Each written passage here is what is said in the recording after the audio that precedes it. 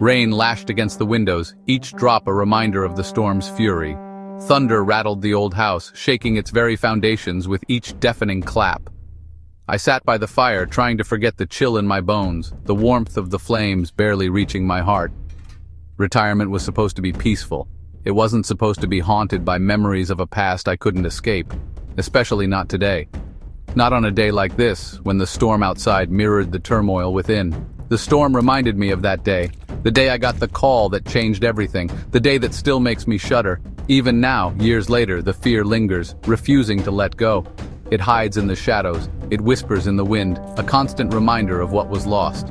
I was a police officer then. I had seen it all, or so I thought until that fateful day. But nothing could have prepared me for that day. For the terror that awaited me at Elmwood Middle School, a place that would forever haunt my dreams. The phone rang, shrill and insistent, cutting through the silence of the night. It was dispatch. A report of a suspicious man lurking around Elmwood Middle School had come in.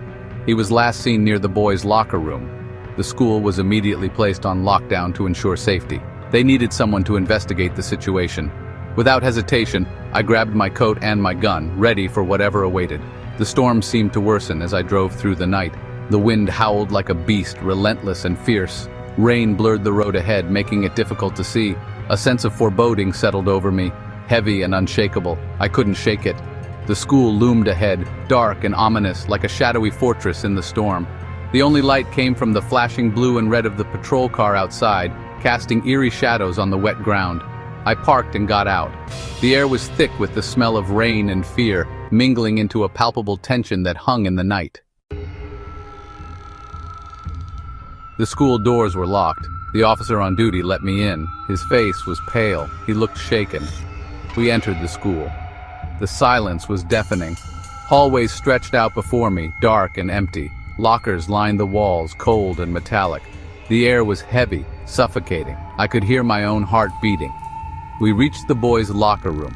The door was ajar. I pushed it open slowly. The room was dark and deserted. A single fluorescent light flickered overhead, casting eerie shadows. The smell hit me first. A musty, metallic odor that clung to the air, making it hard to breathe. Fear gripped me. I scanned the room, my eyes darting from one shadow to another. Empty lockers lined the walls, their doors slightly ajar. Then I heard it. A soft whimpering, barely audible, coming from inside one of the lockers. My heart pounded in my chest. I yanked the locker door open with trembling hands. Inside, a small boy huddled, his eyes wide with terror, his body shaking uncontrollably. He was pale and trembling, his clothes dirty and torn. He had been hiding for hours, too scared to move or make a sound. We got the boy to safety, wrapping him in a warm blanket. He was unharmed physically, but the trauma was evident in his vacant stare. The man who had frightened him was gone, vanished into thin air, leaving no trace behind. Later, they caught the man, but I never forgave myself for not acting sooner, for not seeing the signs. I had seen a white van parked outside the school earlier that day. I hadn't thought anything of it at the time, dismissing it as just another vehicle. I never got the license plate. It haunts me to this day, a constant reminder of my failure.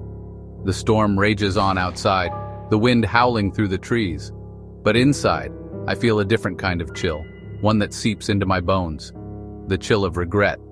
The memory of that day lingers, a shadow that never fades. The day I met the creepster, a day that changed everything.